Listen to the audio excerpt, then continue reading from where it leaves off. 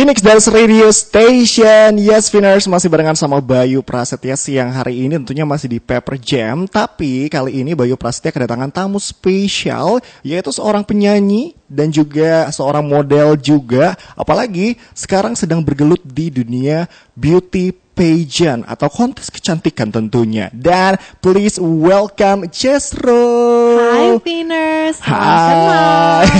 Salam kalau ada Jessro tentunya di sini ya, bakal ngobrol-ngobrol barengan sama Bayu Prasetya siang hari ini. Apa kabar? Aku baik sekali. Kamu Baik apa kabar? Ya. Baik dong, udah siap banget tentunya mendengarkan karya-karya terbaru dari seorang Jessro. Tapi sebelumnya, sebagai informasi Finers, Jessro ini sudah masuk ke dalam dunia pageant dari tahun 2020. Pertama kali itu adalah Miss Grand Indonesia. Terus juga sempat menjadi finalis Putri Indonesia tahun 2022. Dan di tahun ini Jessro berhasil memenangkan Miss Earth Indonesia betul. 2025. Betul. Ada yang pengen kamu sampaikan gak ke Finers? Mungkin anak-anak muda yang lagi dengerin yang juga merupakan pageant fighter mungkin pengen kamu sampaikan, boleh?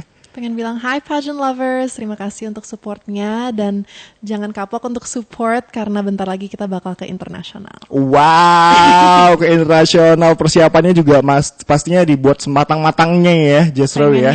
Pengennya sih. Oke, nah ngomongin soal Jessro dengan multi talentanya nih, Finers, sangat-sangat bertalenta sekali. Nyanyi bisa, modeling juga. Apakah nanti bakal ke acting mungkin? Kita nggak ada yang tahu. Tapi ngomongin tentang masa kecil kamu, selain sibuk sekolah, sebenarnya itu kesibukan kamu itu emang suka nyanyi kah atau gimana? Suka banget nyanyi. Jadi dari umur 7 tahun udah mulai kayak setiap kali makan malam ke restoran kita pastinya kalau ada live music aku naik panggung dari nggak bisa nyanyi sampai bisa nyanyi gitu. Oh, emang bener suka panggung di awal ya, dari Suka kecil ya, suka tampil ya anaknya ya, yang akhirnya membuat kamu pede untuk nyanyi seperti sekarang. Iya, betul. Nah, kita ke dunia nyanyi sekarang. Karena kalau boleh tahu dari kecil itu berarti kalau nggak salah dari umur 7 tahun udah suka nyanyi. Iya. Pernah ada cerita unik nggak sih waktu nyanyi waktu kecil? Pas kecil ya kayaknya cerita uniknya aku suka ke satu restoran di Jakarta namanya Amigos. Oke. Itu kayak family restaurant gitu dan ada live band di sana dan papa aku bilang kamu kan suka karaoke kenapa nggak coba di atas situ karaokean. Awalnya dari dorongan seorang papa berarti untuk menyanyi ya. Terus dari hari itu sampai sampai sekarang bener-bener setiap hari Sabtu selama hidup aku sampai sekarang kita ke restoran itu dan aku coba-coba nyanyi lagu cover yang aku suka di saat itu yang lagi hits at that time sampai sekarang bisa nulis lagu sendiri. Oh, kalau gitu jatuhnya jadi penyanyi reguler ya di sana ya, hampir setiap minggu ke sana ya. Sudah dari 7 tahun. Apa yang sebenarnya membuat kamu merasa kalau aku suka nih sama nyanyi gitu? Aku suka sama nyanyi karena kadang-kadang pas aku nyanyi aku bisa menceritakan sesuatu atau mengeluarkan suara yang pada ngomong biasanya aku nggak bisa.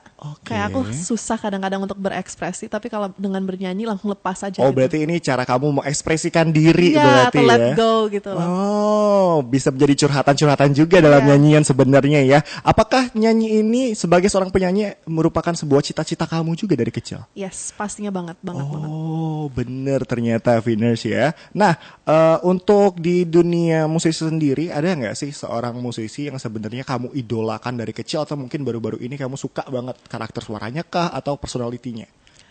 Aku tuh sangat suka sama old school music. Kalau aku dengerin, dan juga suka dengerin punk rock, believe it or not. Punk rock? Unik banget loh, keren loh. Tapi kalau ngomongin kayak inspirasi yang mungkin kayak aku pengen deh satu hari bisa meraih her achievements, yaitu Nicki. Aku sangat suka sama Nicki.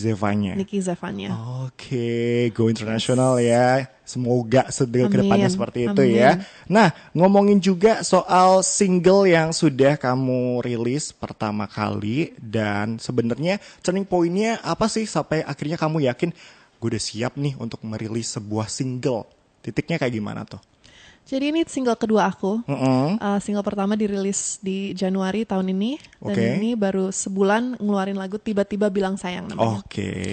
And ini lebih ke ngeliatin personality aku sih lagunya. Karena di saat ini tuh aku juga suka sering megang kayak papan di jalan, terus kayak orang tebak tinggi, atau aku nyamperin orang terus ngeprank. Jadi ini benar-benar kayak konyol, lucu, dan aku pengen menggambarkan bahwa ya nggak hanya beauty pageant atau kayak serius-serius mulu. Aku tuh ya bisa ada seru sisi juga. funnya. Kelihatan banget sih dari music videonya yang sebenarnya udah aku tonton juga, dan funnya kerasa banget. Entah cowok bawa rengginang tiba-tiba dan segala macamnya. Aku udah nonton dan itu seru banget. Tapi sebelum kita bahas lebih dalam tentang single terbaru kamu yang tiba-tiba bilang sayang itu, kan kamu sebenarnya udah ada 2 single nih. Yang pertama itu adalah Tak Biasa. Betul. Dan yang baru dirilis adalah Tiba-tiba Sayang. Aku sedikit kepo, sebenarnya kamu itu ngerasa mana sih single yang kamu banget dari kedua single ini? Sebenarnya dua-duanya itu menggambarkan aku. Oke. Kalau Tak Biasa aku nulis secara full sendiri. Jadi ini tentang pengalaman diri sendiri. Tapi kalau yang Tiba-tiba Bilang Sayang, aku kerja sama Mas Andre Dinut dan juga Mas Emong. Dan kita bikin lagu yang lebih lucu, yang lebih happy go lucky gitulah. Jadi ngeliatin 2 sisi sih. Something more personal dan something yang menggambarkan personality aku. Oke, berarti dalam single pertama itu full kamu yang nulis sendiri, dan di single kedua ada dibantu juga ya. Nah, struggle-nya apa dalam penulisan sebuah lagu kalau menurut kamu sendiri? Struggle-nya itu kalau buat aku nulis lagu itu mood-moodan. Oh, mood-moodan. Tapi jadi, mood itu bisa menjadi bahan yang bagus loh sebenarnya untuk sebuah lagu. Iya, jadi kayak it's a good thing, bisa jatuh cinta, bisa dapat pengalaman, ya itu juga bikin inspirasi buat nulis lagu. Atau sakit hati sama sebaliknya. Nah ngomongin juga tentang pemilihan kata-kata di dalam lagu kamu. Meanwhile, beberapa musisi sekarang itu lebih suka dengan lagu yang puitis dan bahasanya itu sangat-sangat jarang kita obrolkan sehari-hari gitu kan ya. Tetapi kamu malah memilih salah satu lirik yang bisa dibilang sangat santai dan juga ringan. Apakah itu memang kemauanmu sendiri dari awal atau ada yang pengen kamu achieve dari sana? Kayaknya itu sengaja sih, soalnya emang kadang-kadang pas nulis pakai bahasa Indonesia aku tetap belibet. Oh gitu. Jadi aku selalu milih kata-kata yang ya mungkin juga gampang diingat, dan aku pengen orang juga bisa gampang sing along juga. Jadi nggak mau yang terlalu complicated.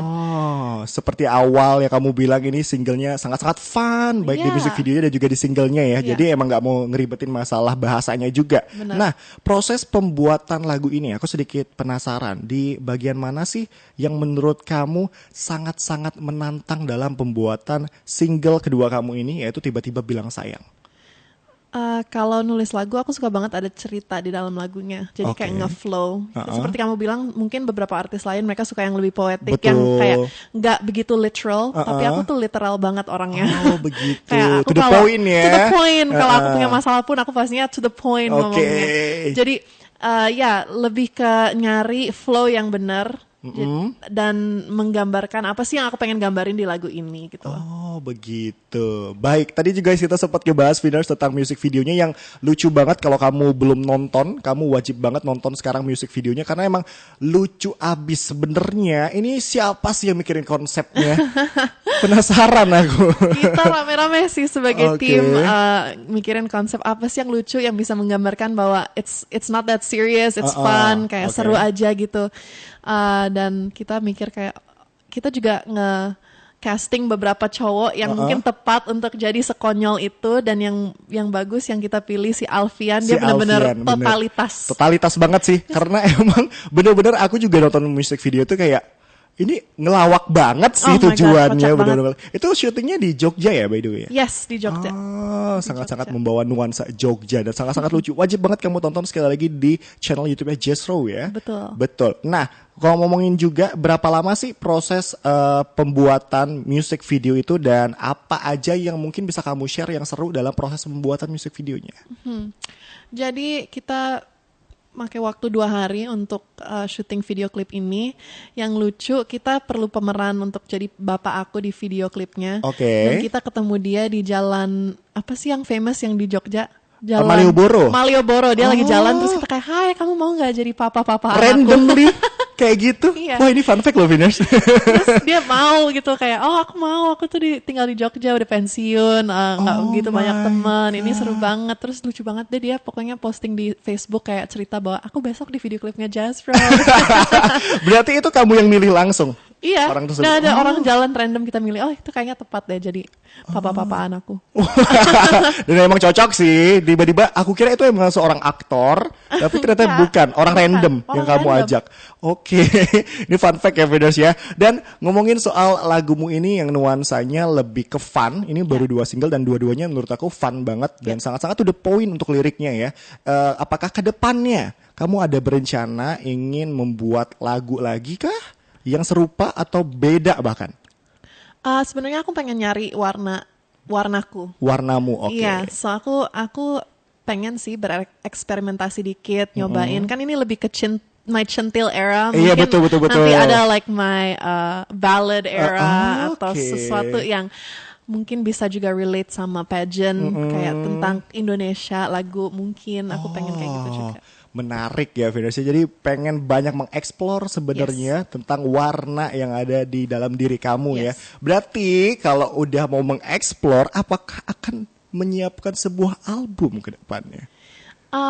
I think saat ini pastinya single-single dulu sih. Oh, single Single-single dulu ya. Kan juga ya ngeluarin lagu perlu waktu yang cukup banyak. Betul ya. Apalagi album ya. Apalagi album. But hopefully one day. My dream is satu hari punya album sendiri. Oke, kita semogakan ya Venus Amin. ya. Oke, salah satu ini juga yang bikin aku penasaran. Di single tiba-tiba bilang sayang ini, itu kan lumayan air-catching ya. Kalau misalnya nih kamu bawa single ini ke platform seperti TikTok, ada challenge-challenge yang kamu bayangin di otak kamu nggak untuk lagu ini? Ada sih. Aku pengennya orang ya bawa lucu juga. Kayak mungkin ngeprank pasangan atau kayak ya dance yang kayak silly yang nggak begitu silly serius dance gitu. ya. Oh, itu cocok deh kayaknya karena Iya. emang lagunya sangat-sangat fun juga. Jadi buat Venus yang pengen buat konten di TikTok, coba buat konten dance lucu-lucuan pakai single tiba-tiba bilang sayang dari Jethro juga boleh banget loh. Thank you so much Jethro. Thank you juga, Sudah Kak. mau ngobrol barengan sama Bayu Prasetya di Paper Jam siang hari ini. Thank you so much buat Venus juga udah dengerin. Sekarang Bayunya pamitan dulu. So, keep your imagination and always try to make it come true. Bye-bye.